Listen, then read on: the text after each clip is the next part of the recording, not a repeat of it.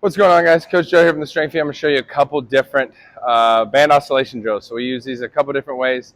Placement on the band will depend on programming. So if I'm working through more of a speed concentric phase, I'll go in between the bands for speed.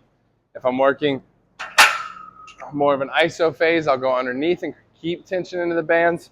So let's just say we're going through a concentric phase. I got my shoulder band OCC. This is my lat here, so I'm going to be up and down as quick as I can, going back and forth to the band.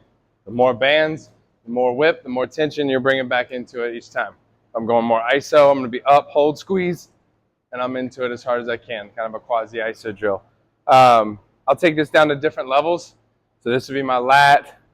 We could go here for the front, OCC front raise. All right. If it's a little bit lower, I would bend over. I would do this as a rear delt, same thing, OCC. I would figure out thumb position. I could change that. So make sure you're kind of adjusting position, height, band, placement of the hand, the wrist, depending on where you need to in your programming.